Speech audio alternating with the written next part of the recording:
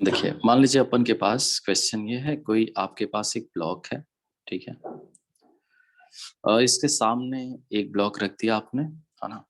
और इस पे कोई फोर्स आप लगा रहे हैं, फोर्स की वैल्यू है 20 न्यूटन मान लीजिए। मैंने बोला कि इसका मास है 3 केजी का और इसका मास है 2 केजी। अपन को एक्सेलरेशन इसमें फाइंड आउट करना था, एज वेल एज जो बीच में नॉर्मल रिएक्शन आएगा दोनों ब्लॉक के बीच में, यहाँ उस नॉर्मल रिएक्शन की वैल्यू कैलकुलेट करनी है, ठीक है।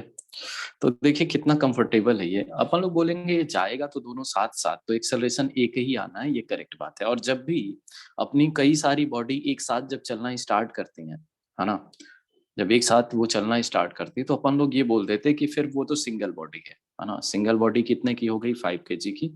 आप क्या कर रहे हैं, इस पे फोर्स लगा रहे हैं 20 न्यूटन का, ठीक है। एक्सेलरेशन ए मान लीजिए, और आप बोलेंगे F equal to M A ही लिख सकते हैं अपन लोग। तो फोर्स की वैल्यू 20, मास 5 और एक्सेलरेशन ए की वैल्यू आपके पास 4 मीटर पर सेकेंड स्क्वायर आ गया। क्या ये बात करेक्ट है ना? Yes sir. अच्छा ठीक है, अब जरा देखो, अपन को जब बीच का नॉर्मल रिएक्शन पता करना था तो मैंने बोला था इसमें कि आप किसी एक बॉडी का एफबीडी बना लेना, है ना। मान लीजिए मैं 2 केजी वाले का एफबीडी बना लेता हूँ, ठीक है। तो आप बनाइए, यहाँ पे नॉर्मल रिएक्शन आएगा भाई, कांटेक्ट फोर्स, बीच में नॉर्मल रिएक्शन आएगा, साथ में आप कहोगे कि ये एक्सेलरेशन दैट मींस 4 मीटर पर सेकंड स्क्वायर से एक्सेलरेट हो रहा होगा। आप कहोगे मास इनटू एक्सेलरेशन लिख लेते हैं, force equal to mass into acceleration. तो फोर्स क्या है आपके पास? n equal to mass into acceleration लिखना था, मास है 2, एक्सेलरेशन है 4, कितना आ गया? 8 न्यूटन। यही आपका नॉर्मल रिएक्शन आ गया, ठीक है। हाँ सर। सर क्या आप 1 मिनट वो बस थोड़ा ऊपर स्क्रॉल कर सकते हैं? मुझे एक चीज पूछना था।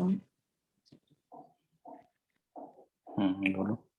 नहीं, ऊपर वो सेकंड लास्ट सम जो हमने कल किया वहां पर। अच्छा, 1 मिनट रुक जाओ बेटा, इससे जल्दी से नोट करो तो आप, है ना।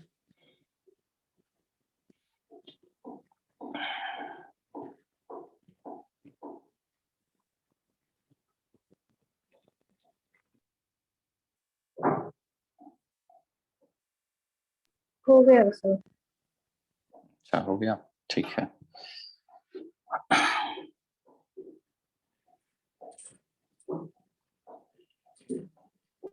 हाँ सर, बोलो। वो वाला। सर उसमें ये मुझे वो नॉर्मल, हाँ वो वाला, वो नॉर्मल रिएक्शन में अगर हम वो पहले बॉडी का एफपीडी बनाए तो फिर क्या मतलब 20 minus n1 is equal to 5 into 2 आएगा ना? करेक्ट है, हाँ करेक्ट। अच्छा ओके, तो ऐसे भी करेंगे तो ठीक है ना? आप बताएंगे आपने करेक्ट, कैसे किया? हाँ। नहीं, मैंने तो क्या किया, मैंने ये बोला कि इसमें देखो n1 जो होगा ये दोनों ही मास को लेके जा रहा होगा, ठीक है ना। सर n1 जो होगा, कौन सी तरफ होगा? दोनों तरफ ऐसे? नहीं सुनो ना, मैंने ये बोला कि n1 जहां पे लग रहा है वो देखो, मैं बना रहा हूँ अभी ये 3 केजी वाला ब्लॉक, ठीक है। हाँ तो आप ये बताओ n1 ऐसे लगेगा ना हाँ 3 केजी पे, और साथ में ये छोटे वाले मास को भी तो लेके जा रहा होगा 2 केजी वाले को, दोनों अच्छा को ये n1 एक्सेलरेट करवा रहा होगा ना। कितने एक्सेलरेशन से? तो आप कहोगे जो भी एक्सेलरेशन 2 था, अच्छा, ठीक है। ओके ओके, हाँ हाँ हाँ। मैंने ऐसे सीधा लिख दिया उसका, ठीक है। ठीक है सर। n2, इस पे n2 लग रहा होगा, वो सिर्फ 2 वाले को लेके जाएगा तो 4 न्यूटन, ठीक है। हाँ sir, got it, thank you.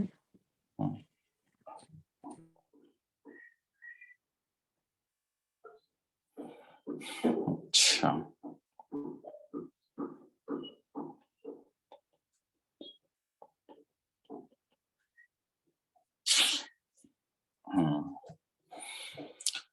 तो इसमें भी मैंने आपको इंक्लाइन प्लेन वाला भी क्वेश्चन कराया था, है ना। अब अपन लोग थोड़ा और इसमें देखते हैं, कांस्टेंट मोशन पहले देख लेते हैं, फिर आएंगे स्प्रिंग पढ़ना भी अपन को, ठीक है, और वेइंग मशीन पढ़ना है, ये सब चीजें, ठीक है ना। या एक आध क्वेश्चन और बनता है, थोड़ा सा पहले मैं उसको ही बल्कि बता दूं, है ना। वो कोई लिफ्ट विफ्ट वाले केस बनते हैं, देखो। जैसे मान लो अपन के पास एक कोई लिफ्ट है, और उस लिफ्ट में एक मैन है, ऐसा करके, और मैन जो है यहाँ पे स्ट्रिंग को पकड़े हुए है। थोड़ा सा इस डायग्राम को मैं बना रहा हूँ कुछ ऐसे, ऐसा करके, है ना। ये मैन है, ऐसा करके ये पकड़े हुए है। मास ऑफ मैन गिवन है आपको, ये मान लीजिए कुछ 60 kg का। मास ऑफ लिफ्ट गिवन आपको, ये 40 kg। क्वेश्चन क्या है? पहला क्वेश्चन है, if lift is in state of rest,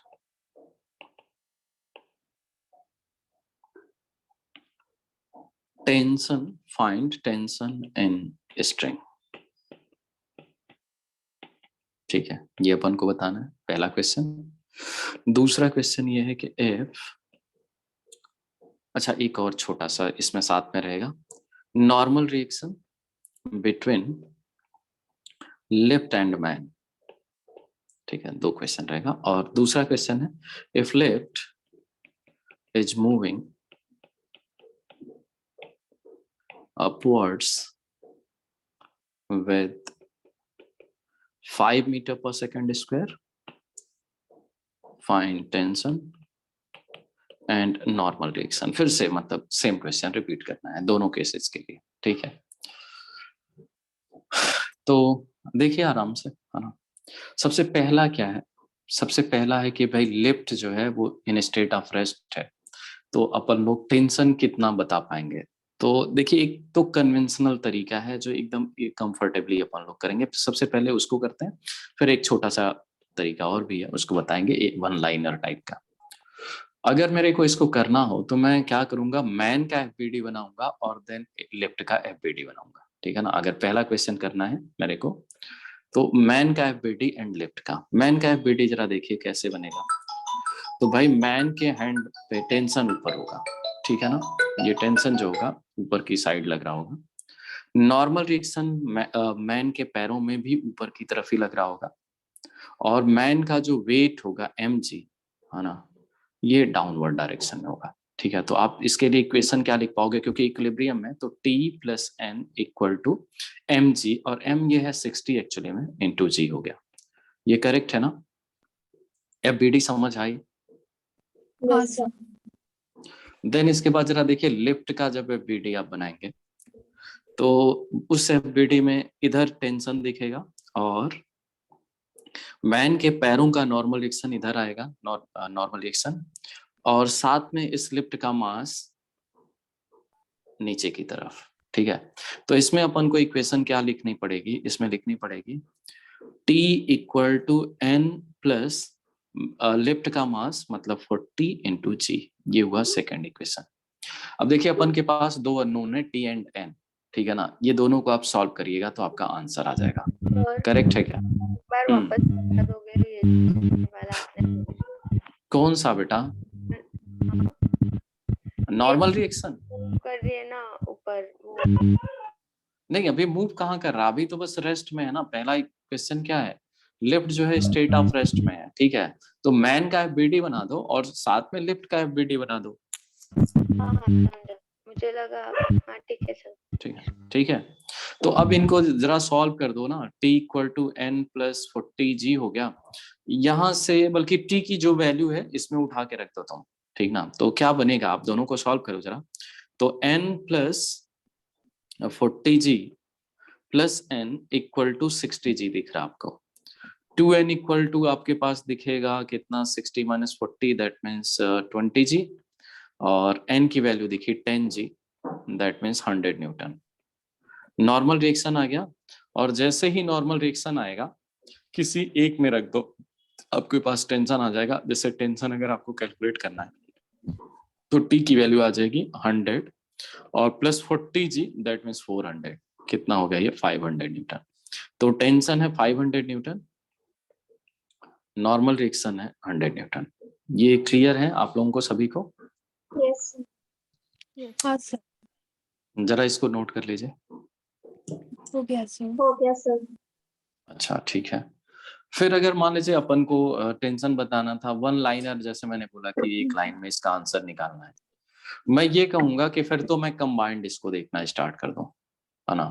आप अगर कंबाइंड देखोगे बेटा तो यही ना कहोगे कि दोनों साइड से टेंशन 2T लग रहा है, लग रहा है, बोलो। लेफ्ट पे 2T अपवर्ड लग रहा है, ठीक है।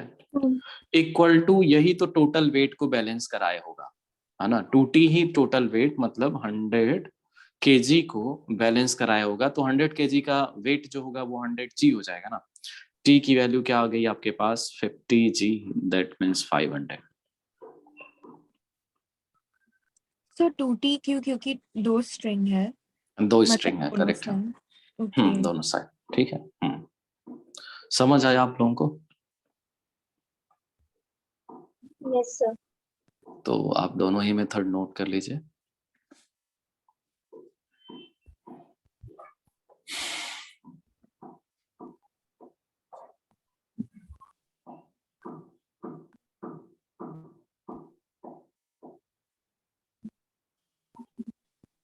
डन।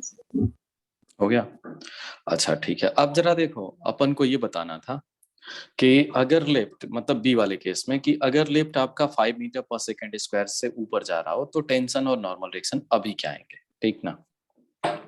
तो मैं कहूंगा ठीक है, एफबीडी जो बनाया था वो अपन को फिर से बनाना ही पड़ेगा। मैन का सबसे पहले बना लेते हैं। मैन का था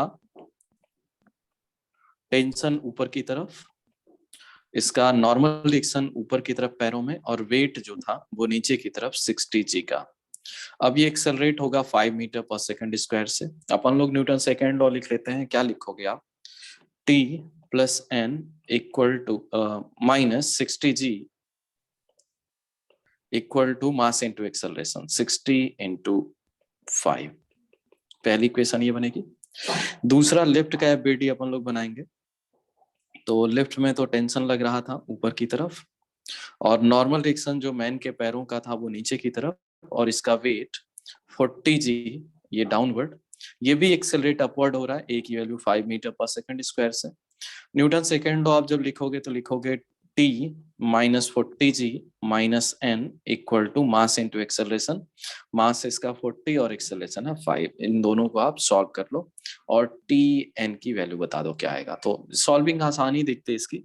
आप क्या करिए, दोनों इक्वेशन को ऐड कर दीजिए। तो देखिए इसमें प्लस n दिख रहा है और इसमें माइनस n दिख रहा है, तो वो n कैंसिल हो गया, T ऐड होके 2T बनेगा। और जरा देखो यहाँ पे 60G और ये 40G ऐड होगा ये भी, तो माइनस 100G आ गया।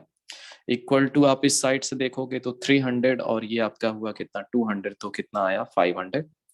2T इक्वल टू आपको दिख रहा है ये 1000 है, और ये 500, तो 1500, और T की वैल्यू आ गई 750 न्यूटन। जैसे ही T आया किसी भी एक इक्वेशन में आप रख दीजिए तो आपका नॉर्मल रिएक्शन आ जाएगा। जरा निकाल के आप बताइए क्या आएगा।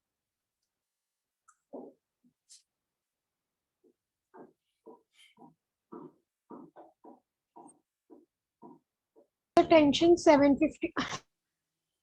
टेंशन 750 करेक्ट है। Normal reaction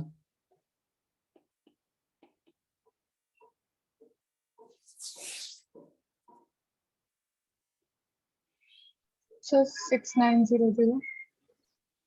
690। नहीं रॉन्ग है, सॉरी। 150। 150 न्यूटन।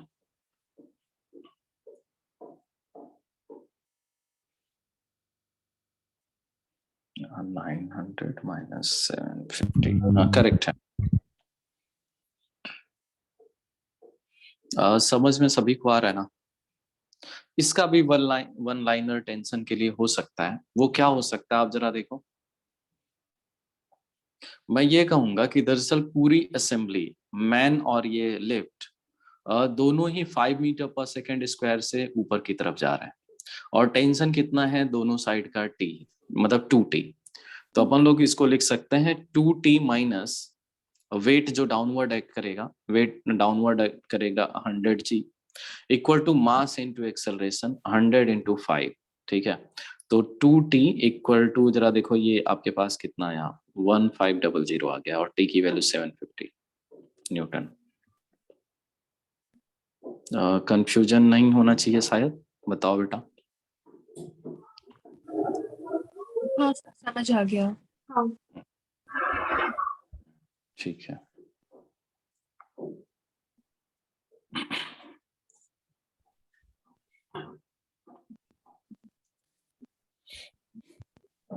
एक और क्वेश्चन बनता है, चलिए मैं आपको देता हूं, आप थोड़ा करिएगा, है ना।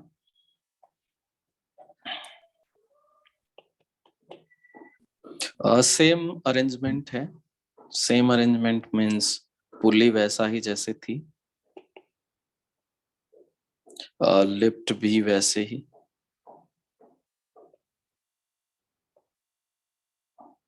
मैन है इसमें, स्ट्रिंग को पकड़े हुए ही। कहानी एग्जैक्टली सिमिलर मीन्स जो मास ऑफ मैन है वो 60 kg, और जो मास ऑफ आपका लिफ्ट है ये 40 kg।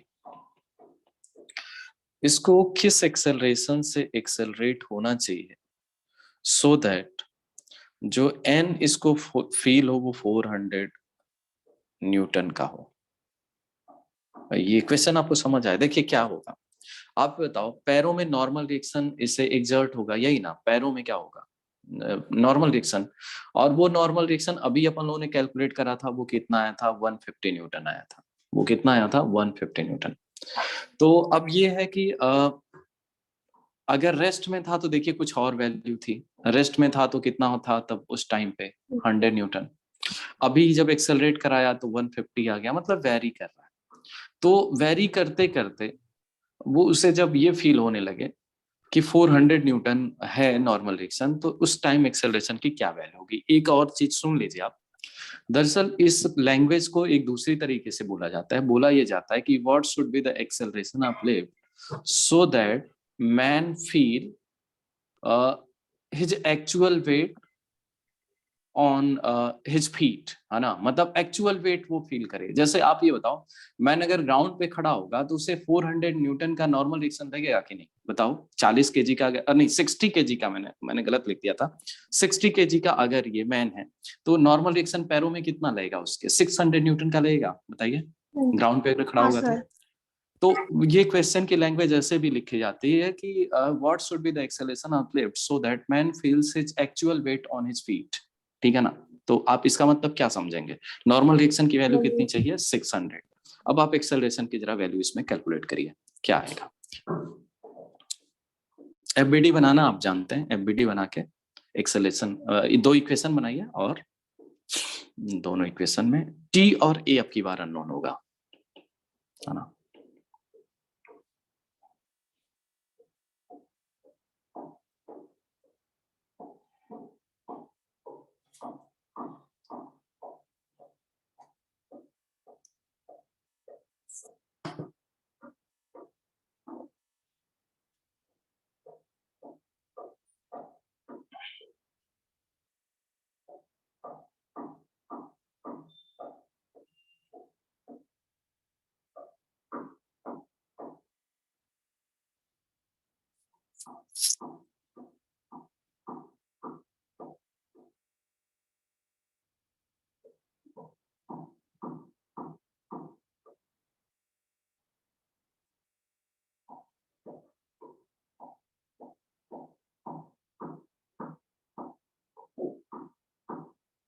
सर एक्सेलरेशन 50 मीटर पर सेकंड स्क्वायर है क्या?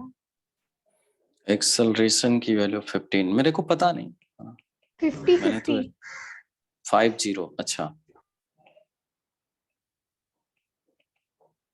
और निकालने देते हैं लोगों को। टेंशन क्या आएगा बेटा? सर एक मिनट। अच्छा ठीक है।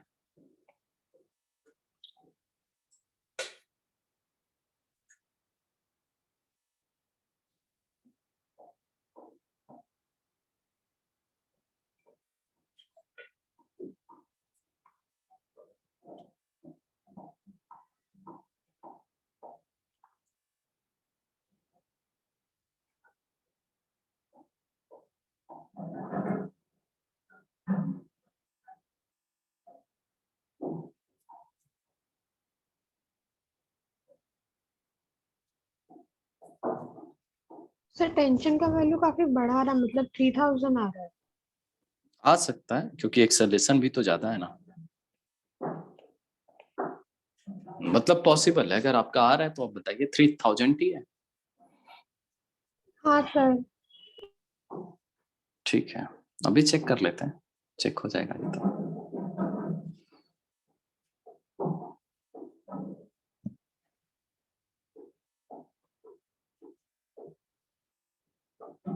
अब मैं करूं या? एक्सेलरेशन 50 मीटर पर सेकेंड और अच्छा टेंशन 3000।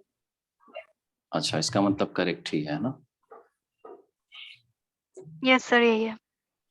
ठीक है, मेरे को करने की जरूरत है या सभी लोगों से हो जा रहा है? सर हाँ, करके दिखाओ। चलिए देखिए, एफबीडी मैन की बनाइए। टेंशन ऊपर की तरफ बनाएंगे, इसका वेट डाउनवर्ड बनाएंगे, डाउन 60 g। नॉर्मल एक्शन पैरों में ऊपर की तरफ बनाएंगे और एक्सेलरेशन की वैल्यू अननोन है, चलिए छोड़िए अभी। ठीक है, फिर आपको न्यूटन सेकेंड लॉ लिखना है। देखिए फोर्स अपवर्ड में कितना है, आप कहोगे T+N है, -60 लिखना पड़ेगा आपको क्योंकि डाउनवर्ड है ये, equal to mass into acceleration 60 into A लिखना पड़ेगा। फर्स्ट इक्वेशन हो गई। फिर अपन लोग क्या बनाएंगे, अपन लोग बनाएंगे जो लिफ्ट है, इस लिफ्ट का एफबीडी। तो टेंशन इसमें देखिए ऊपर की तरफ, ठीक है, नॉर्मल रिएक्शन डाउनवर्ड, और वेट इसका किधर होगा, ये downward, that means 40 g। Acceleration पता अपन को ऊपर की तरफ। अब आप क्या करिए, न्यूटन सेकेंड लॉ लिखिए। तो T -N -40 g equal to आपको 40 A लिखना पड़ेगा। ठीक है, फिर से आप काम ये कर सकते हैं, n की वैल्यू पुट कर दीजिए, है ना, और दोनों इक्वेशन को सब्ट्रैक्ट करवा दीजिए, a की वैल्यू आ जाएगी। ठीक है ना, कैलकुलेट करिए, a की वैल्यू 50 मिल रही है आपको और नॉर्मल एक्शन 3000 मिल रहा है। ठीक है, टेंशन हाँ टेंशन था यार, टेंशन टेंशन करेक्ट।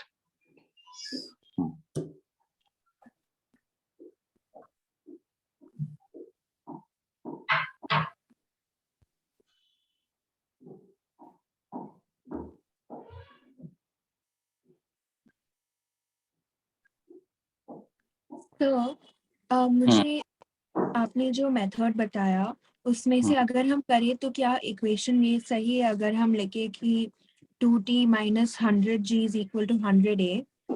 करेक्ट है, लेकिन उसमें दोनों ही अननोन हो गए ना, टी भी अननोन रह गया अपना और ए भी अननोन रह गया। तो मैंने वही इक्वेशन यूज किया था, मैंने भी T इक्वल टू वैसे ही किया 60A था। करके फिर नेक्स्ट इक्वेशन में A का वैल्यू एक, मिला। हाँ हाँ चलेगा चलेगा चलेगा। अरे देखो, दो इक्वेशन चाहिए ना, आप कहीं से बनाओ दो इक्वेशन, ठीक है, आप जैसा मैंने बनाया वहां से बना सकते हो, या फिर एक इक्वेशन इसमें का बना लो और एक इक्वेशन वहां से बना लो, तब भी चलेगा। गलत आप नहीं बना रहे हो ना, सही बना रहे हो, दो ही इक्वेशन की रिक्वायरमेंट है, कर सकते हो। ठीक है, तो आई होप समझ आ गया है आप लोगों को ना, और आंसर भी निकल गया। ठीक है, तो ये तो हो गया आपका न्यूटन सेकेंड लॉ पे स्ट्रेट जो प्लेन क्वेश्चन होते हैं, जिसमें कि एक ही एक्सेलरेशन होते हैं जितने भी बॉडी होती है। ठीक ना, अब अपन लोग देखते हैं कुछ ऐसा सिस्टम जिसमें कई सारे मतलब एक्सेलरेशन पॉसिबल है बॉडीज के। ठीक है, डिफरेंट डिफरेंट बॉडी और डिफरेंट एक्सेलरेशन। अब उसको कैसे डील करते हैं, तो इसके लिए एक टॉपिक इसमें होता है कॉन्स्ट्रेंट इक्वेशन। ठीक है ना, पहले पढ़ते हैं अपन लोग कॉन्स्टेंट इक्वेशन। सर ऊपर वाले में हमारा टेंशन कितना है, एक बार बता दोगे? 3000। ठीक है। ठीक है, अच्छा आप ये देखो कांस्टेंट इक्वेशन क्या है। तो कांस्टेंट इक्वेशन ये होती है कि अगर मान लीजिए एक बॉडी या दो बॉडी या कई सारी बॉडीज किसी सिस्टम में हो, और किसी एक बॉडी का या दो बॉडी का अपन को मान लीजिए उसमें वेलोसिटी पता हो, एक्सेलरेशन पता हो, तो अपन लोग फिर दूसरी बॉडी का एक्सेलरेशन कैसे फाइंड आउट करेंगे या वेलोसिटी कैसे फाइंड आउट करेंगे। या फिर जैसे मैंने एक मान लीजिए ये क्वेश्चन बनाया कि यहाँ पे मेरे पास एक रॉड है ना, और ये रॉड जो है किसी वॉल के कॉर्नर में है, ठीक है ना, मतलब रूम के कॉर्नर में। और अगर एक एंड का वेलोसिटी मान लीजिए 20 मीटर पर सेकंड अगर दे दिया मैंने, तो दूसरे एंड की वेलोसिटी ये कितनी होगी, अगर एंगल कुछ भी मान लीजिए मैं ले लेता हूँ 37 डिग्री का, ठीक है। तो अब इसमें जो वेलोसिटीज का रिलेशन फाइंड आउट करना होता है, इसी को बोलते हैं कांस्टेंट इक्वेशन। जो रिलेशन बनता है, जो इक्वेशन बनता है, उसको कांस्टेंट इक्वेशन बोलते हैं। इतनी बात समझ आई बेटा? हाँ ठीक है। Yes sir. अब देखिए इसका कैलकुलेशन कैसे करते हैं, ठीक। तो एक मेथड तो मैं बताऊंगा, एकदम सिंपल मेथड है ना, प्लेन मेथड, सिंपल भी है प्लेन भी है, लेकिन कैलकुलेशन लंबी होगी। और फिर उसके बाद सिखाऊंगा कि बहुत छोटा मेथड इसका क्या हो सकता है। तो बेसिकली जो अपन लोगों ने मैथमेटिकल टूल्स में सीखा था, कुछ चीजें मैं वहां से लेता हूँ। सपोज मैं बोलूं कि ये डिस्टेंस अगर x है और ये डिस्टेंस y है, ठीक है ना, तो मैं कहूंगा इस x के बदलने का रेट ही 20 है, मतलब पॉजिटिव का dx/dt जो है ये 20 है। ये बताओ इतनी बात करेक्ट है क्या? x के, यस क्योंकि देखिए ये जब एंड आपका फिसलेगा इस पे, जब आगे की तरफ बढ़ेगा तो आप कहोगे x बदलेगा, और x के बदलने का रेट मतलब डिस्प्लेसमेंट का रेट ही वेलोसिटी अगर होता है, तो आप कहोगे dx/dt की वैल्यू 20 है, करेक्ट। फिर जरा देखो दूसरी साइड में यहाँ पे, है ना, तो मैं बोलूंगा कि जो ये y मैंने माना है, इस y का रेट ही आपको v है, लेकिन ये -v लिखा जाएगा। क्यों? क्योंकि ये भी अपन लोग जानते हैं कि कोई क्वांटिटी अगर इंक्रीज होती है तो उसका रेट पॉजिटिव आता है, और कोई क्वांटिटी अगर डिक्रीज होती है तो उसका रेट निगेटिव होता है। ये इतनी बात पता है ना, कोई क्वांटिटी अगर डिक्रीज हो रही है तो उसका रेट निगेटिव होगा, ठीक है, और कोई क्वांटिटी इंक्रीज हो रही है उसका रेट पॉजिटिव होगा। तो ये पॉजिटिव भी होगा, मतलब 20 होगा, और ये निगेटिव भी आप लिखोगे। इतनी बात समझ आई आपको? यस हाँ सर। सर। अच्छा, तो जब भी, हाँ जब आप पूछ लो। डिक्रीज बोल रहे हो, आप डिक्रीज क्यों बोल रहे हो? क्योंकि वो गिरकर स्टॉप होएगा इसलिए। नहीं नहीं, डिक्रीज का मतलब देखो वाई यहाँ पे डिक्रीज हो रहा है ना, जब रॉड का ये एंड जो है, ये वाला एंड जो है जब नीचे आएगा तो आप बताओ वाई डिक्रीज होगा ना। अच्छा हाँ, ओके वाई, ओके हाँ, स्पीड नहीं ना, बस वाई हाँ, की। हाँ वाई का रेट है ना, तो मैं उसे निगेटिव बोलूंगा। और यहाँ पे बेसिकली जब रॉड इस पोजीशन में आएगी तो आप कहोगे एक्स इंक्रीज हुआ तो इसका रेट पॉजिटिव होगा, ठीक। हाँ अच्छा सर। ठीक बात है। अब इसके बाद देखो जब कांस्टेंट इक्वेशन बनानी होती है ना, तो कोई भी एक इक्वेशन यूज करते हैं, जो कुछ भी आप जानते हो, जैसे पाइथागोरस थ्योरम की इक्वेशन हो सकती है, या फिर tan theta equal to y divided by x हो सकता है। कोई भी एक इक्वेशन लिखनी होती, कोई एक मैथमेटिकल आपको इक्वेशन लिखनी होती है। तो सपोज यहाँ मैं रॉड की लेंथ को l बोल देता हूँ, रॉड के लेंथ को l।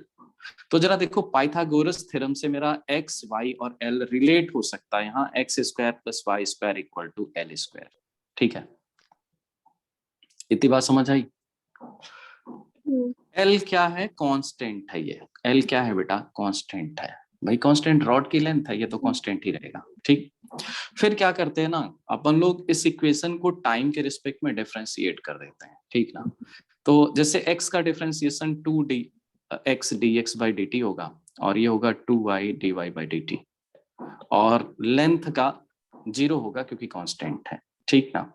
इसमें जरा देखो अपन को काफी चीजें पता हैं, मतलब dx/dt आपको पता है, ये 2 देखो थ्रू आउट कैंसिल हो रहा है, x को छोड़ दो, dx/dt की वैल्यू 20 लिख लो, और प्लस y टाइम्स dy/dt की वैल्यू -v लिख दो इक्वल टू 0।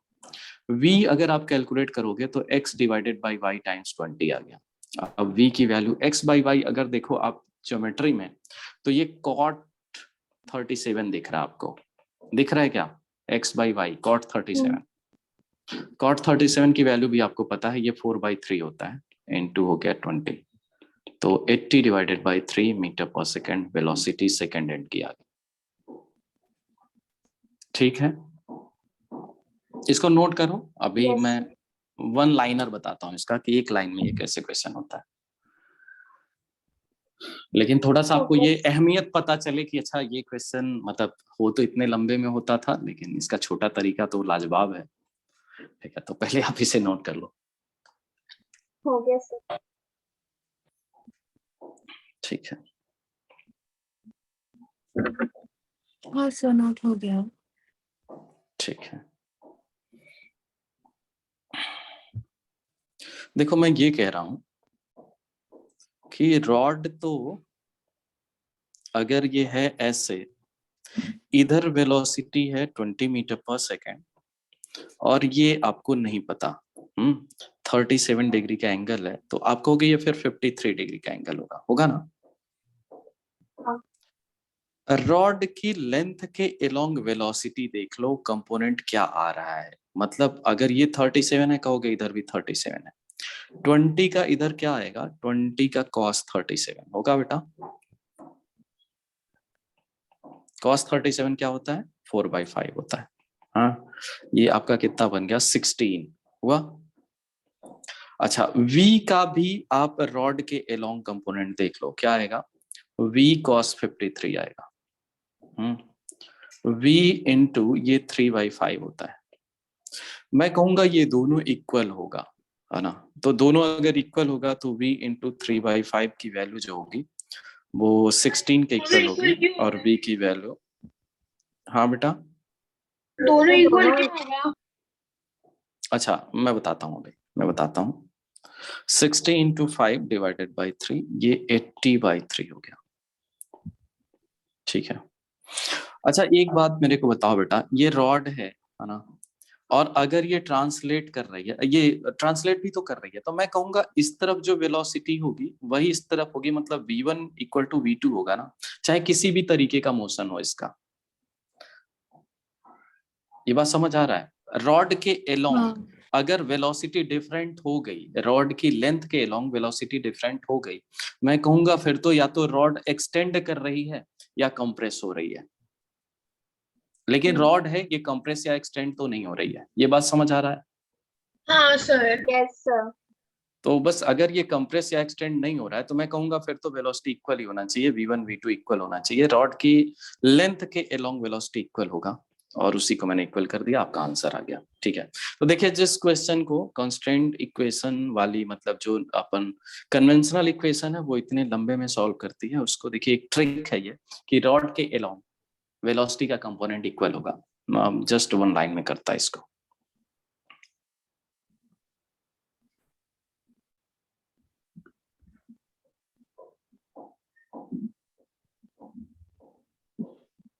आप स्टेटमेंट यहाँ पे लिख लीजिएगा, है ना। Velocity along the length of rod will be equal, या फिर आप कंपोनेंट ऑफ वेलोसिटी ऐसे भी लिख सकते हैं, component of velocity along the length of rod will be equal.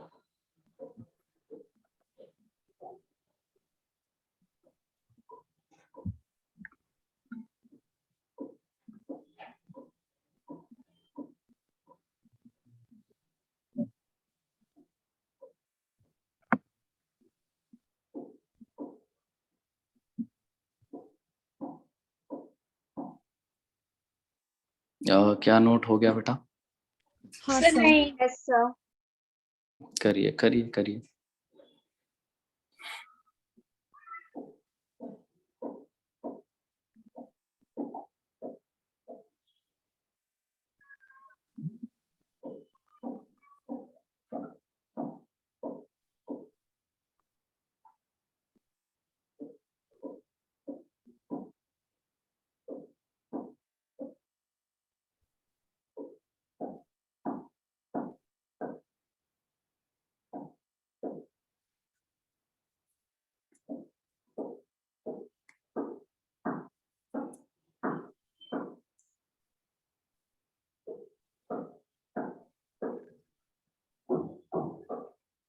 अभी तो नोट कर लिया ना।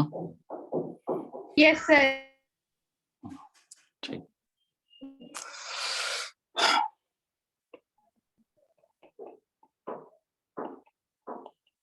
चलो मैं इसी को रिपीट कर देता हूँ, अपने से कर लो, है ना, लेकिन अननोन बदल देता हूँ। एंगल ये 53 डिग्री का है, ये वेलोसिटी 10 मीटर पर सेकेंड की है। इस ये वाली वेलोसिटी बता दो फटाफट, है ना। छोटे वाले तरीके से करना है, लंबे वाले तरीके से नहीं।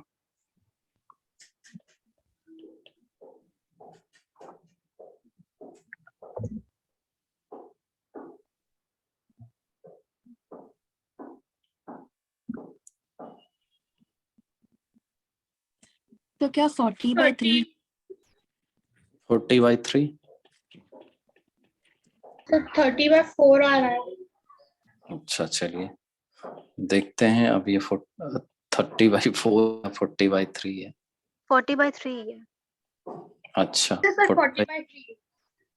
अच्छा चलिए ठीक है। मेरे को करने की जरूरत है नहीं यार, है ना, क्यों मैं करूं, यार लिख देता हूँ v cos 53 equal to 10 cos 30 से v cos 53 3/5 होता है और ये 4/5 होता है। 5 से 5 तो कैंसिल हो गया, 40/3 आ गया। चलिए ठीक है। अच्छा एक दूसरा क्वेश्चन है ना।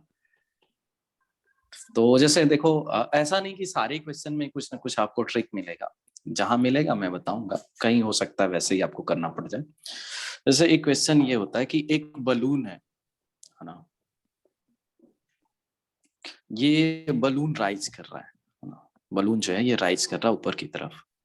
यहाँ कोई मैन है ना, मैन की जो साइज है वेरी स्मॉल है, मतलब इतना बहुत ज्यादा छोटा है, और ये इस बलून को देख रहा होगा, ठीक ना, ये इस बलून को देख रहा होगा।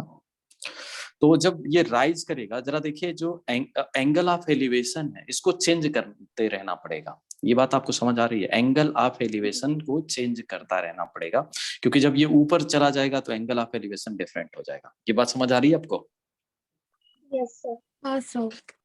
तो जो इस, अगर मैं कहूं एंगल ऑफ एलिवेशन थीटा है, तो इसके जो चेंज होने का रेट है D theta divided by D T.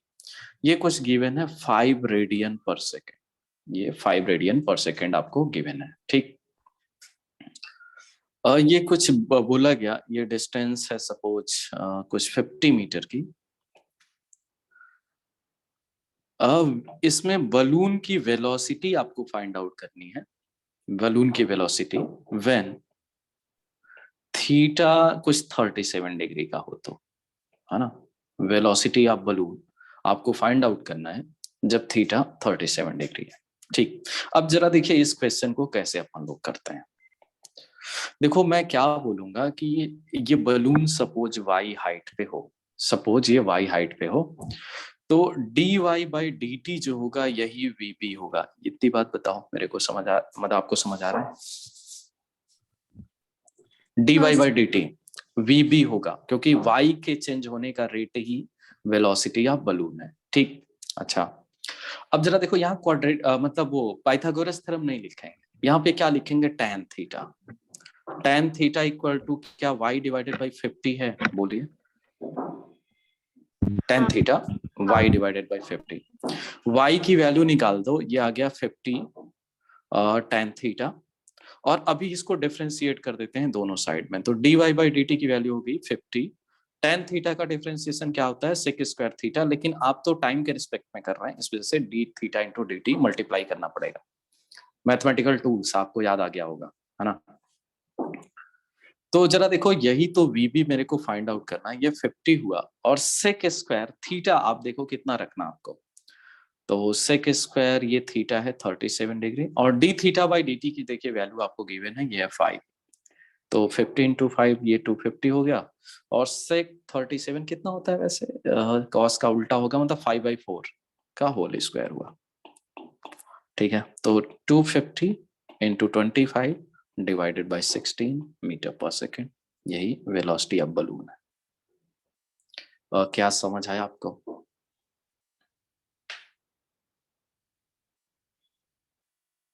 हाँ सर। हाँ नोट करिए फिर। Yes sir.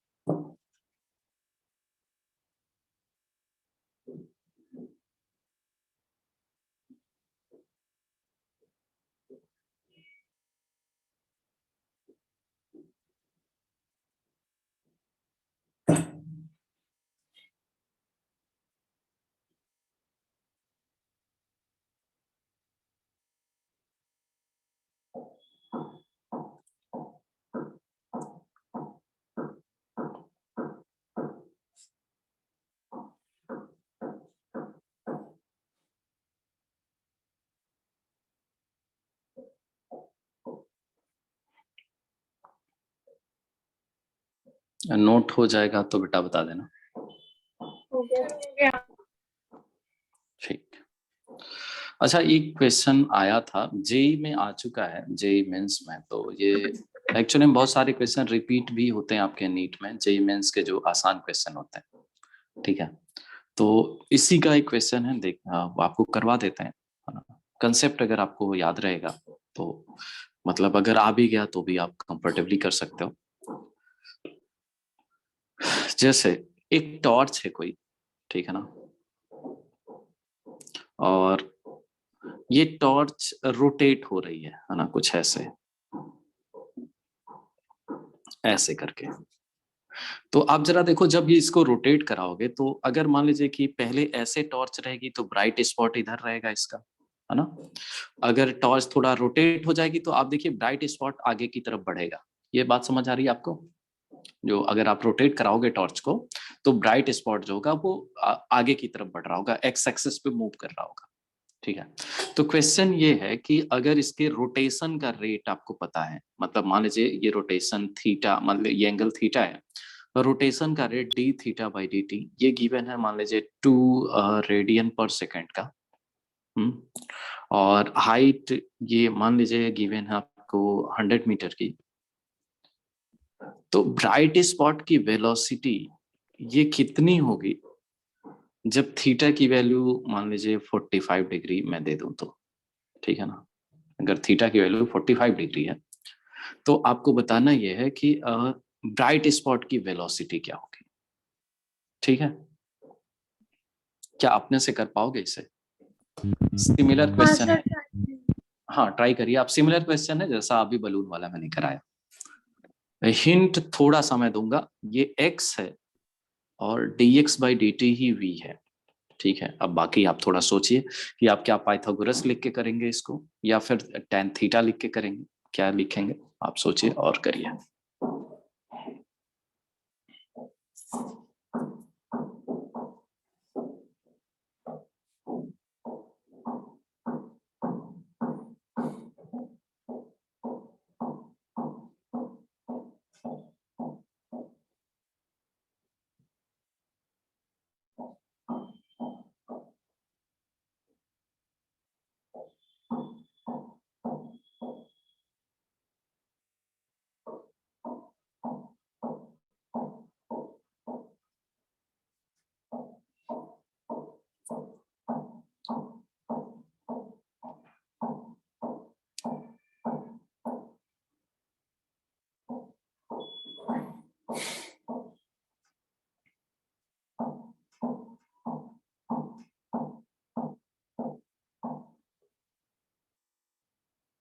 Sir velocity 200 metre पर सेकंड है क्या?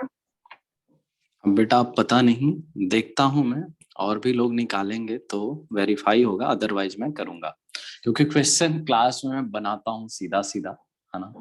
और मतलब डेटा मेरे अपने होते हैं, बाकी चीजें थोड़ा कहीं से जैसे आया हुआ क्वेश्चन है जैसा मैंने बताया, तो देखता हूँ क्या आंसर यही आएगा। सर एक मिनट हम करते हैं। करिए करिए।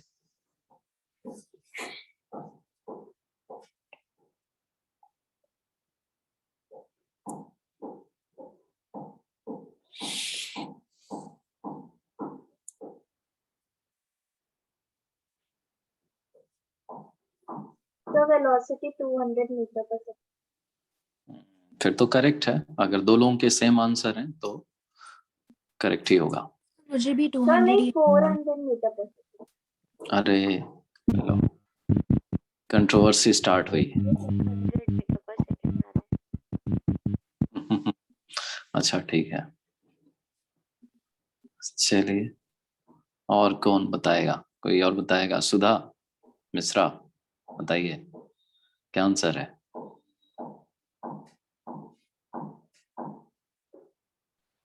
200 ही आ रहा है। 200 मीटर पर सेकंड आ रहा है। एनम आप बताओ। यस सर यही है। वर्तिका तुम्हारा? सर सॉल्व कर रहे सर, एक मिनट। अरे थोड़ा जल्दी करो भाई। सर यही आ रहा है। 200 मीटर पर सेकेंड। चलिए कैसे करना है, tan थीटा से। आपको समझ तो आ ही गया है कि tan थीटा से ही करना है। x डिवाइडेड बाई 100, x की वैल्यू निकाल दी अपन लोगों ने। x की वैल्यू आ गई 100 tan थीटा। फिर डिफ्रेंशिएट कर देना है dx बाई dt, ये हुआ 100 sec square theta d theta divided by dt। ठीक है, ये d थीटा बाई dt से मल्टीप्लाई किया था कि नहीं किया था तुम लोगों ने? या तो sec tan square theta theta को क्यों नहीं डाल सकते? क्या चीज बेटा? मतलब tan 45 की वैल्यू क्यों नहीं डाल सकते, फिर उसका डिफरेंशिएशन तो। अच्छा रुको, अभी उसका आंसर देता हूँ। ये बताओ sec स्क्वायर 45 ये 2 हुआ ना? ओ किसी सेकंड में 1 लिया था। ये मैंने बोला भी था कि मतलब एक लोगों ने बताया था कि करेक्ट है, किसी ने बोला था 400। हाँ सर 400। अच्छा ठीक है, तो इसको भूलो नहीं। हाँ कि बोलिए। हम tan थीटा में क्यों नहीं वैल्यू डाल सकते, मतलब उसे डिफरेंशिएट क्यों करना है? अरे क्योंकि थीटा ही वेरिएबल है ना बेटा। अब थीटा की तुम वैल्यू डाल दोगी तो फिक्स हो गया भाई। यहाँ पे थीटा चेंज हो रहा है ना, वेरिएबल तो थीटा ही है ना। तो अगर आप Okay. शुरू में ही उसके वेरिएशन को निकालने से पहले अगर थीटा की वैल्यू आप पुट कर दोगे, फिर तो आपने उसे कांस्टेंट बना दिया, तो उसका तो डिफरेंशिएशन 0 आ जाएगा। ठीक है। हाँ हाँ ठीक है। तो चलिए ठीक है, भूलिए नहीं ये D theta by D T का मल्टीप्लीकेशन। ये आपको मिलता है कहाँ? मैथमेटिकल टूल्स में, है ना। मैथमेटिकल टूल्स इसीलिए बहुत रिक्वायर्ड है, आपको बहुत जरूरी होता है मैथमेटिकल टूल्स पढ़ना। ठीक है, तो मेरे को ऐसा लगता है कि आपको समझ तो आ गया कि कोई एक इक्वेशन फॉर्म करनी होती है और इक्वेशन फॉर्म करके डिफरेंशिएट करना होता है, देन अपन का आंसर निकल आता है। ठीक है, तो चलिए ये हो गया आपका एक और कांस्टेंट रिलेशन जो कि tan थीटा से निकलता है, और पहला जो था वो तो आपका पाइथागोरस थ्योरम से। ठीक है, अच्छा इन जो दोनों मेथड आपको सिखाए, देखिए इसमें कुछ एक्स्ट्रा टेक्निक वेक्निक कुछ नहीं आप लगा रहे हैं, मैथमेटिक्स बेसिक लगा रहे हैं। इसलिए इस कांस्टेंट इक्वेशन को मैं बुलाता हूँ जनरल कांस्टेंट इक्वेशन। ठीक है ना, ये पहला मेथड रहेगा जिसे अपन लोग बोलेंगे जनरल कांस्टेंट इक्वेशन। ठीक है, एक दूसरी टेक्निक है ना, जिसको अपन लोग स्ट्रिंग कांस्टेंट बुलाएंगे, या फिर इसको बुलाएंगे टेंशन कांस्टेंट। ठीक है, मतलब टेंशन की हेल्प से या फिर स्ट्रिंग की हेल्प से अपन लोग एक्सेलरेशन में रिलेशन फाइंड आउट करेंगे। ठीक है, तो जैसे देखिए कैसे क्वेश्चन रहेंगे इसमें। कुछ क्वेश्चन इस तरीके का रहेगा,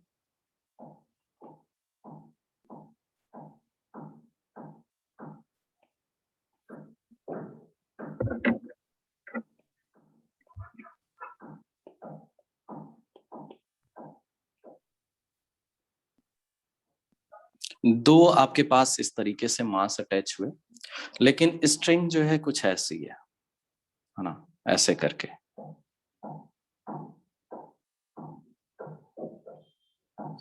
अब इनमें वेलोसिटी में या फिर एक्सेलरेशन में रिलेशन फाइंड आउट करना होता है। जैसे मैंने बोल दिया सपोज कि इसकी वेलोसिटी है 10 मीटर पर सेकंड डाउनवर्ड, तो आप बताइए फिर इसकी वेलोसिटी ये अपवर्ड ही जाएगा, तो इसकी वेलोसिटी होगी कितने? ठीक है, ये कैलकुलेट करना होगा। ठीक है, तो अब मैं इसमें बहुत बड़े बड़े टेक्निक जो है उसको मैं नहीं बता रहा हूँ, बहुत सिंपल सा टेक्निक जो अपन को यूज करना और जिससे आपके आंसर निकलते हैं, मैं सीधे उसी पे आता हूँ। टेंशन आपको एज्यूम करना होगा कहीं एक प्लेस पे, किसी एक प्लेस पे आप टेंशन एज्यूम कर लीजिए। यहाँ पे मान लीजिए ये है टी, तो आप कहोगे जहां पे भी ये स्ट्रिंग है वहां सब जगह टेंशन आएगा टी। बताइए, यहाँ आएगा ना टी, इधर भी टी आएगा, इधर भी टी आएगा, और यहाँ पे भी टी आएगा। आप कहोगे कि यहाँ पे 2t आएगा और यहाँ पे 2t आएगा। ये बात तो समझ आ गई? हाँ हाँ ठीक है, सर। इसमें आपको करना ये होता है summation of tension dot V equal to 0 for system. मैं अभी समझा रहा हूँ, आप टेंशन मत लेना कि ये एक्चुअली में ये टेंशन कांस्टेंट कितना टेंशन दे रहा है, ये नहीं, आप बस देखिए खाली, बहुत कंफर्टेबल है। टी डॉट ए को 0 बनाना होता है या फिर टी डॉट वी, मतलब वेलोसिटी वाला रिलेशन है तो टी डॉट वी 0 करेंगे, और अगर एक्सेलरेशन वाला रिलेशन है तो टी डॉट ए 0 करेंगे। क्या है ये टी डॉट ए? तो मैं कहूंगा जितनी सारी बॉडी है उस पे टेंशन लिखिए, और अगर वेलोसिटी उसी की डायरेक्शन में है तो प्लस टीवी लिखिए, और वेलोसिटी अपोजिट डायरेक्शन में है तो माइनस टीवी लिखिए। जैसे मैं कहूंगा दो बॉडी है ना, यहाँ पे टेंशन और वेलोसिटी, मतलब टी जिस डायरेक्शन में है ऊपर की तरफ है, इसका वेलोसिटी ऊपर है, तो डॉट प्रोडक्ट तब पॉजिटिव आता है। मतलब अगर टेंशन और वेलोसिटी का डायरेक्शन एक हो जाए तो कहूंगा डॉट प्रोडक्ट पॉजिटिव आएगा, तो प्लस टीवी लिख दिया। और जरा देखो इस वाले पे 5t लग रहा था ऊपर की तरफ, लेकिन इसकी वेलोसिटी किधर है, डाउनवर्ड है, तो मैं कहूंगा इसमें नेगेटिव लिखना है, लेकिन 5t इंटू वी मतलब 10 लिखना है, और आप इसको कर दीजिए 0। टेंशन से टेंशन तो यहाँ कट ही जाएगा, v की वैल्यू 50 मीटर पर सेकेंड आ गई। ये बात समझ, t हमारा t प्लस 2t से आया है ना? हाँ यहाँ से आया। हाँ, बॉडी पे आप जितने सारे टेंशन लगेंगे सभी को कंसीडर करेंगे और देखेंगे कितना टेंशन हो रहा है। ठीक है,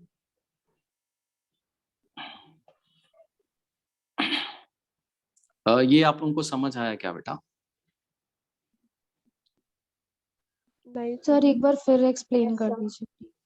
अरे देखो, जैसे ये दो बॉडी है ना, अपन लोग क्या करते हैं, बॉडी पे टेंशन देख लेते हैं कि टेंशन कितना है, ठीक है ना, और वेलोसिटी से मल्टीप्लाई करना है। लेकिन वेलोसिटी अगर टेंशन की तरफ है, टेंशन की डायरेक्शन में है, तो पॉजिटिव टी इंटू वेलोसिटी लिखेंगे, और वेलोसिटी अगर अपोजिट डायरेक्शन में है टेंशन को, तो अपन लोग लिखेंगे माइनस का। जैसे मैं चलो इसके लिए बना भी देता हूँ, ये छोटा वाला जो मास था उस पर टेंशन ऊपर की तरफ होगा, वेलोसिटी ऊपर की तरफ होगी। ये बात समझ आया?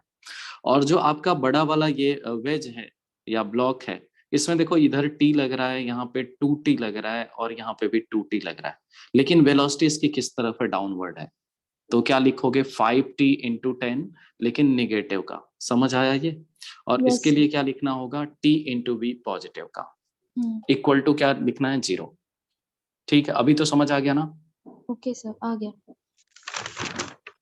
किसी और को भी कंफ्यूजन अगर है आप पूछ लीजिए, बहुत ही कंफर्टेबल है, बस खाली आपको समझ में आने वाली बात है कि या समझ आ गया कि। सर बेटा ये जो बोलो। कंडीशन है summation t into v equal to 0, तो वो किसके लिए वैलिड है? फॉर अ सिस्टम, उसके आगे सिस्टम, फॉर अ सिस्टम, किसी भी सिस्टम के लिए summation of T dot V 0 होता है, ठीक है ना? सिस्टम मतलब, अरे भाई कौन सा सिस्टम अपन लोग पढ़ रहे हैं, जो भी आपका इसमें कहेंगे कि मास और पुलिस सिस्टम है, इसमें टी डॉट वी 0 होता है, ठीक है?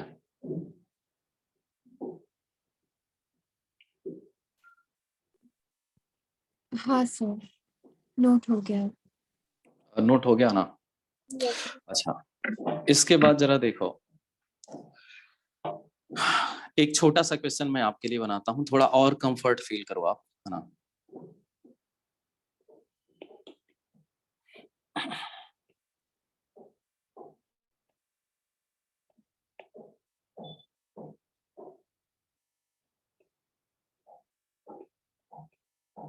देखो यहाँ अपन के पास 3 ब्लॉक आ गए, ठीक है?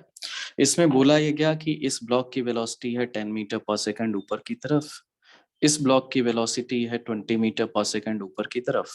अपन को इस मिडिल वाले ब्लॉक की वेलोसिटी फाइंड आउट करनी है, कितना होगा, ठीक ना? तो देखिए अभी इसे भी मैं कर देता हूँ, ठीक है? देखिए क्या करेंगे, किसी एक प्लेस पे टेंशन अपन लोग एज्यूम कर लेंगे। मान लीजिए यहाँ पे टी आपने बुला दिया, तो आप क्या यहाँ पे भी टी ही बुलाओगे, यहाँ पे भी टी ही बुलाओगे, और यहाँ पे भी टी बुलाओगे? ये बात समझ आई? इस मिड वाले में 2t बुलाओगे फिर, करेक्ट? बताओ भाई। हाँ सर। Yes sir. अच्छा, ये आपको नहीं पता कि ये ऊपर जाने वाला है या नीचे जाने वाला, आप ऐसे बोल दो कि ये शायद नीचे जाएगा, ठीक, मान लीजिए, ठीक है? मतलब वो तो दिख रहा है कि नीचे ही आएगा, तो आप मान लीजिए कि नीचे आ रहा है, ठीक? अभी क्या करना आपको, टी डॉट वी सबके लिए लिखना है। जरा देखिए, ये मैं लिखूंगा तो क्या लिखूंगा, प्लस का टी इंटू 20 लिखना पड़ेगा बेटा, बोलो। देखो जिधर टेंशन है उसी तरफ वेलोसिटी, समझ आया? Yes sir. सेकेंड वाले ब्लॉक में क्या लिखना है, तो इसमें निगेटिव लिखना होगा, -2t इंटू वी। थर्ड वाले में लिखना है +t इंटू 10 इक्वल टू 0। तो t तो थ्रू आउट कैंसिल हो जाता है, 20 -2v और +10 equal to 0। 2v equal to आ गया 30, v की वैल्यू आ गई 15 मीटर पर सेकेंड। समझ आ गया बेटा? Yes sir. सर नोट कर लीजिए। हाँ सर, नोट हो गया। ठीक है।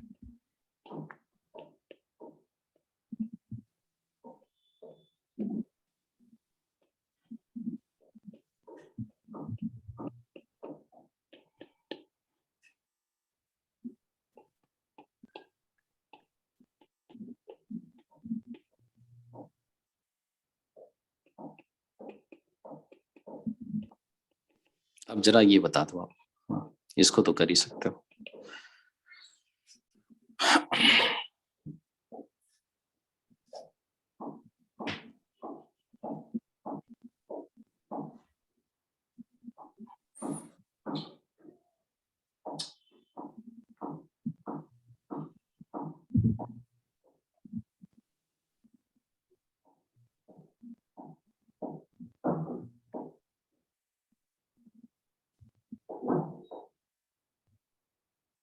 टेन मीटर पर सेकेंड।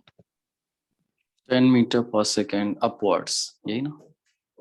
Yes sir. ठीक है, और भी कोई बताए भाई? वेरीफाई करिए आप लोग क्या आंसर करेक्ट है या नहीं।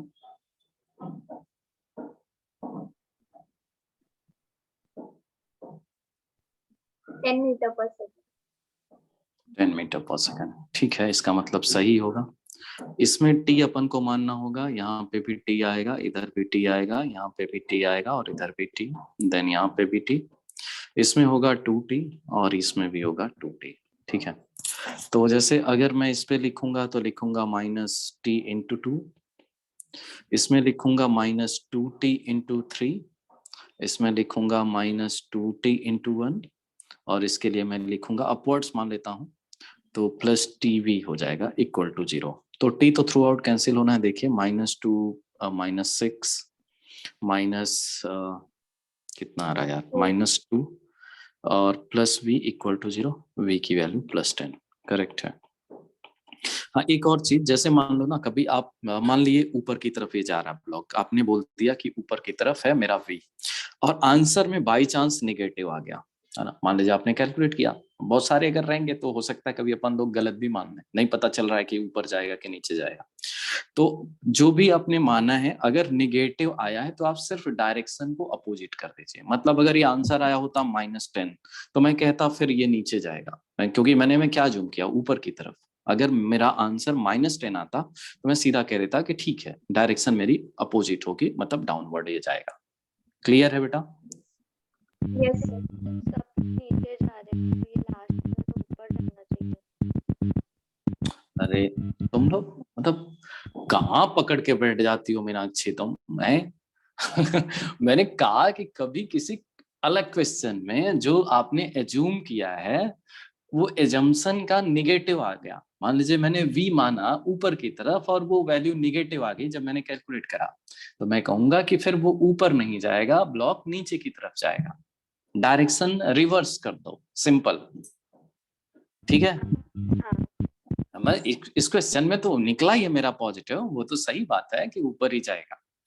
ठीक है, चलिए अब आप कंफर्टेबल हो चुके हैं। ठीक है, देखते हैं थोड़े और क्वेश्चन इसमें। मान लीजिए यहाँ पे एक ब्लॉक है ना, और फिर नीचे भी कुछ एक यहाँ पे ले लेता हूँ मैं ऐसा करके, है ना, ऐसा। देखो देखने में डरावना सा जरूर हो सकता है कि अरे इतने सारे मासेस दिख रहे हैं, है ना, लेकिन इतना ज्यादा कंफर्टेबल टेक्निक है ये कि आप मतलब तुरंत के तुरंत आंसर बताओगे, है ना। अभी तो थोड़ा और ब्लॉक में लगा देता हूँ। है ना।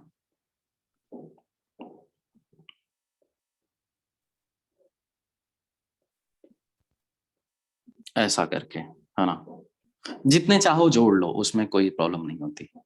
इधर बोलो कि ये 10 मीटर पर सेकंड है, इधर बोलो ये 5 मीटर पर सेकंड है, इसको बोलो कि ये 2 मीटर पर सेकंड है। अब अपन को इसकी वेलोसिटी फाइंड आउट करनी कि ये क्या होगा। ठीक है, बहुत ही कंफर्टेबल है। मैं करूं या आप लोग ट्राई करेंगे इसको? हम लोग ट्राई हम करें। लोग करते हैं। करो, हाँ, करके बताओ आंसर क्या है।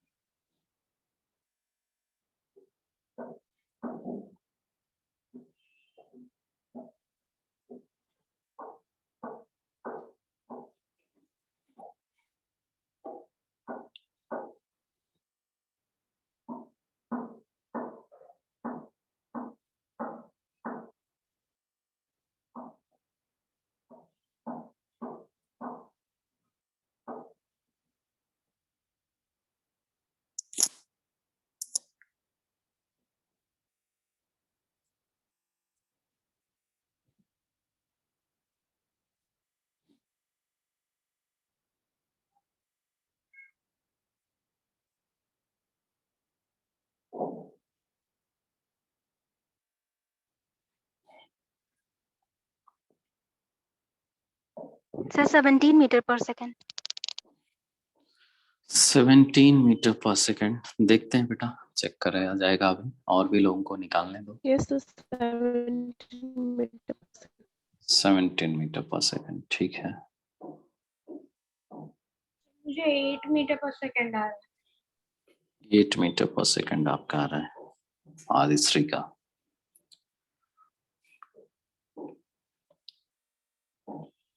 बस यही है, कहीं टेंशन एज्यूम करने में आप कुछ गड़बड़ी ना कर दो, तो फिर आंसर हर बार सही ही आता है। अगर टेंशन मानने में कोई गड़बड़ी कर दी, फिर तो क्या ही करोगे।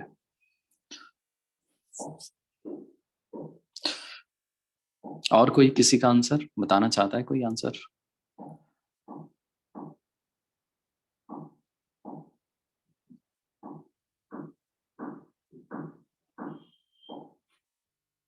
नहीं बताना चाहता।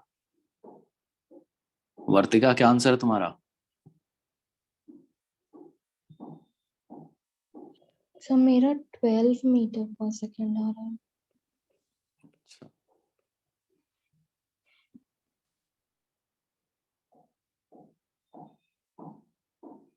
और कौन बताएगा भाई? प्रीतिका, तुमने क्या बताया? 17 था तुम्हारा? पर अभी आया नहीं। आया ही नहीं। मैं करूं फिर? बोलिए। हाँ सर। देखिए, यहाँ मानिए आप t, इधर भी आपको t मानना पड़ेगा, फिर इसमें 2t आ जाएगा, इसमें भी 2t आ जाएगा, फिर इसमें 4t आ जाएगा, यहाँ पे 2t आ जाएगा, यहाँ पे 2t आ जाएगा। भाई ये देखो, ये 2t और 2t मिलके ही तो इसमें 4t बनाएंगे। सर उधर 2t के लिए मैंने आता है। ना ऊपर से टी मान के फिर ये टी बट लाइक ये जो 2t आपने लिया है ना, तो मैंने उसको टी माना और फिर नीचे लाइक हाफ हाफ करते गई। चलेगा, वो भी चलेगा, वो भी चलेगा, चलेगा। तो आप लोगों ने ऐसा नहीं माना है क्या? अगर ऊपर से सही है ना आंसर? सर मैंने वैसे ही किया है, बस वो तो एक मिनट, एक मिनट, जहाँ एक पे मिनट, 2t लिया ना आपने। एक मिनट, एक मिनट, एक मिनट। देखो, मैं क्या करता हूँ, यहाँ से भी आंसर तो निकाल देता हूँ, फिर जैसा आप कह रहे हो वैसे लिख देता हूँ। अब मैंने लिख ही लिया है, आप समझो। हाँ सर, आंसर तो सेम आना चाहिए था। आंसर तो सेम ही आएगा, आंसर डिफरेंट तो होना नहीं है। तो चलिए ठीक है। अभी देखिए, जितने मासेस हैं सिर्फ उसी पे टीवी लिखना है, टी इंटू वी। तो इसमें होगा 2t इंटू 10, इसमें होगा आपका प्लस 2t इंटू 5, ठीक है। इसके लिए होगा t इंटू 2, और ये होगा माइनस टीवी इक्वल टू 0। तो 20 plus 10 plus 2 minus V equal to 0। कितना हो गया? 32 आ गया ये तो। सो जो ऊपर 2t है वो आपने प्लस क्यों लिया है? कहाँ पे? 40? नहीं, सबसे ऊपर के 2t, मतलब हम्म, पुली के वहां पर आपने एरो सेम बनाया पर नीचे ऊपर की तरफ है ना? मतलब नहीं समझा मैं। हम्म, जो अरे देखो, सुनो सुनो सुनो, इसमें हाँ। क्या करना होता है, स्ट्रिंग में टेंशन देखना होता है, और टेंशन एक्चुअली में अपन को कहाँ देखना होता है? मास पे। ये बात समझ आई? ओके। मास से हर समय अवे की तरफ टेंशन होगा, मास से अवे की तरफ। ये आपको टेंशन जब सिखाया था कि कैसे लगता है, हाँ बेसिक हाँ हाँ अभी हाँ, बताया याद था। आता है। हाँ ठीक है, सर। हाँ हाँ। तो करेक्ट है ना ये फिर? हाँ सर, मेरा 16/2 कर दिया था मैंने, 16 into 2 करना था, 32 आ गया। अच्छा ठीक है, चलिए। अब कहो तो मैं, जैसा आप कह रहे हो कि टेंशन को मैं बदल दूं और वैसे कर दूं, बदल दूं? नहीं इसको सर, नोट कर लो। सेम ही आ रहा है उससे भी। सेम आ रहा है, उससे जरूरत नहीं है। नहीं, हाँ। अरे नहीं, मैं ये नहीं कह रहा हूँ कि आंसर डिफरेंट होगा, मैं कह रहा हूँ कि जैसा आप लोगों ने करा है मैं वैसे कर दूं, नहीं सर, या कर ठीक है? लिया सॉल्व। सर ठीक है, मत कीजिए। ठीक ठीक है, है चलिए। तो। ठीक, चलिए। तो मजेदार तरीका है ये, मतलब अच्छा है, आपके आंसर तुरंत आते हैं इसमें। ठीक है, बस यही है कि आप टेंशन अज्यूम करने में कोई गलती नहीं करो, ठीक ना? तो ठीक है, चलिए फिर। अभी अभी और भी बहुत सारे इसमें टेक्निक सीखने हैं, तो अभी आज का टाइम तो ओवर हो गया, तो कल अभी और चलेगा टेंशन कांस्टेंट, और साथ में एक और आएगा नॉर्मल कांस्टेंट। ठीक है, तो ये 3 कांस्टेंट अपन लोग अगर पढ़ लें तो मेरे सारे क्वेश्चन इससे बन जाएंगे, जितने भी बन सकते हैं और जितने पूछे जाते हैं, ठीक ना? तो ठीक है, थैंक यू, आज के लिए इतना ही। Bye sir, thank you. Thank you sir. Thank you sir. Thank you, sir. ठीक है बेटा।